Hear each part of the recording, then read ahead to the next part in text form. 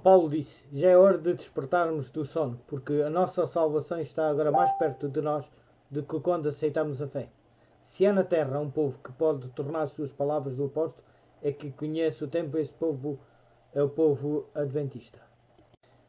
Juntamente com o perdão do pecado obtido pela fé em Cristo, o amor é a terapia mais admirável para os males do espírito, a melhor solução para os problemas emocionais e, por sua vez, um poderoso medicamento para a cura de muitas enfermidades psicossomáticas. A única forma de ter amor é apropriar-se de sua fonte bendita.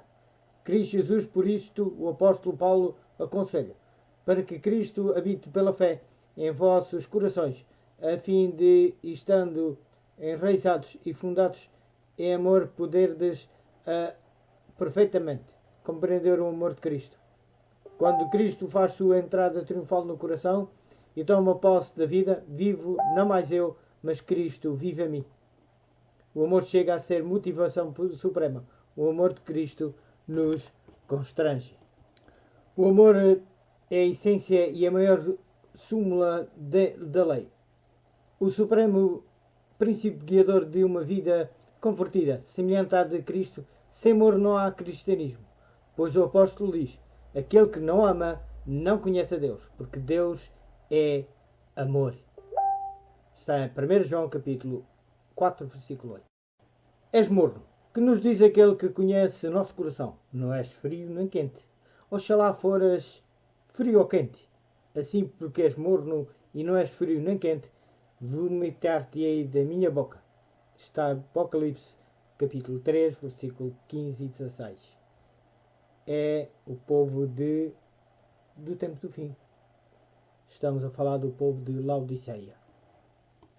Não há dúvida de que temos chegado à própria véspera da hora suprema, em que de este chamado para uma conversão genuína e uma reforma cabal na vida de cada um de nós deve ressoar por todos os cantos de Sião. Este que a serva do Senhor, por autoridade divina, estabeleceu, faz anos, nos seguintes parágrafos inspirados. Necessidade de uma reforma. Um revivamento da verdadeira piedade entre nós, eis a maior e mais urgente de todas as nossas necessidades. Buscá-lo deve ser nossa primeira ocupação. Importa haver diligente esforço para obter a bênção do Senhor. Não porque Deus não esteja disposto a outorgá-la, mas porque nós encontramos carecidos do preparo para recebê-la. Nosso Pai Celeste está mais disposto a dar seu Espírito Santo àqueles que lhe o peçam, do que pais terrenos o estão a dar boas dádivas a seus filhos. Cumpre-nos, porém, mediante confissão, humilhação, arrependimento e fervorosa oração, cumprir as condições estipuladas por Deus em sua promessa para conceder-nos sua bênção. Querido Jesus, aos teus pés depois quero depor a minha vida, os meus pecados, as lutas, tudo aquilo que sou, senão somente pó. Preciso de ser transformado e de nascer de novo. Ajuda-me, Senhor, a ser fiel a Ti em todo o meu viver. O povo de Deus não suportará a prova a menos que haja um revivamento e uma reforma entre o povo de Deus. Mas esta deve começar sua obra purificadora entre os ministros. Ou seja, uma reforma dentro da igreja, não outra igreja. Será também esse tempo um tempo de angústia moral. Durante esse tempo não haverá mediador. Se houvesse em sua vida faltas não confessadas ou pecados imperdoados, estariam perdidos. Passam, pois, por uma hora de incerteza e aflição.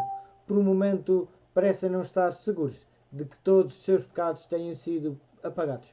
Como Jacó na noite de angústia que passou junto ao Jaboque. Eles humilham suas almas diante de Deus e clamam com todo o fervor.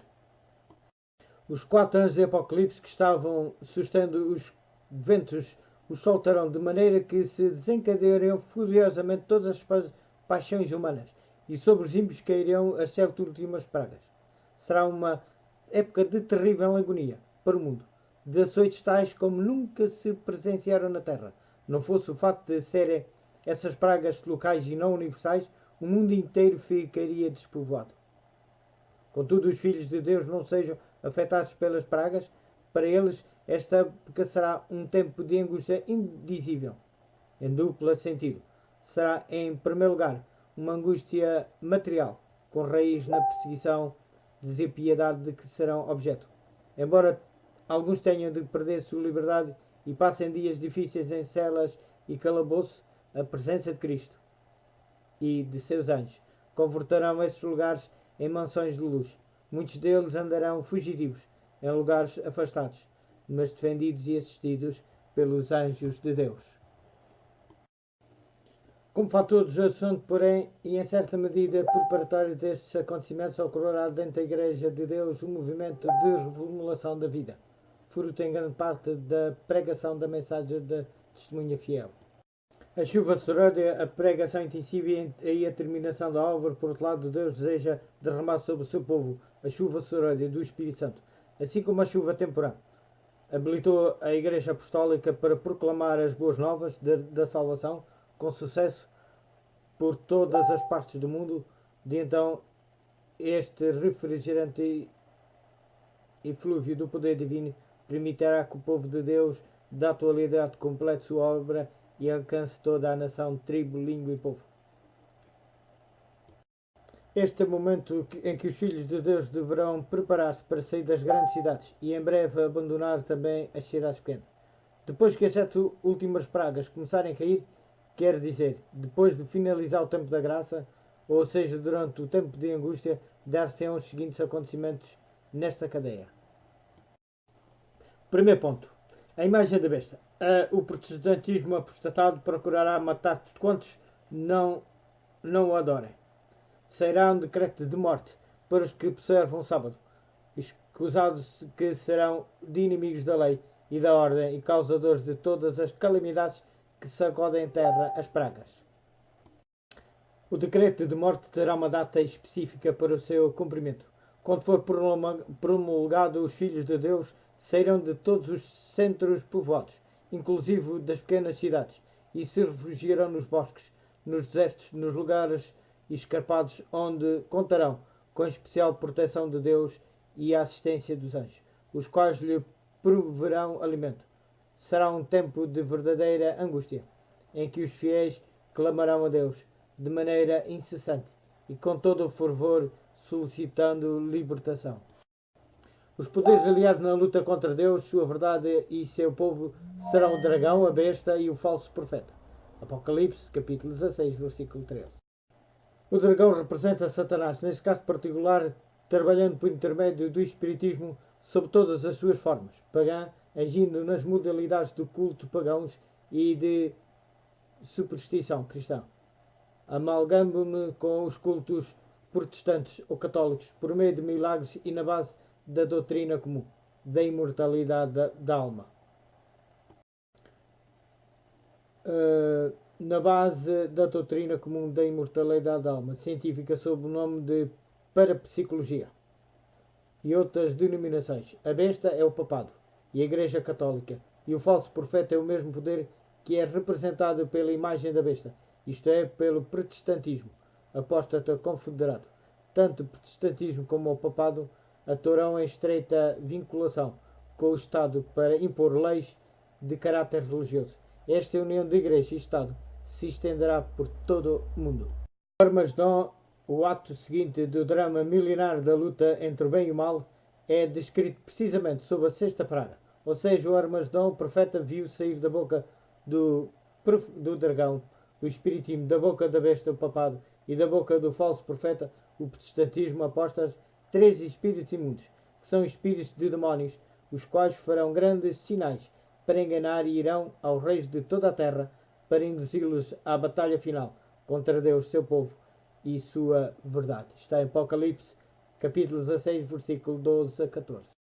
Por todo o tempo que durar a perseguição, os fiéis contarão com a proteção especial do Senhor, bem assim com a companhia dos santos anjos. Em sua última fuga de emergência das cidades serão atacados pelos exércitos perseguidores, porém as espadas levantadas contra eles se quebrarão como se fossem de palha. serão defendidos por anjos que atuarão com aparência de guerreiros poderosos. Seu pão e suas águas também serão providas de maneira admirável.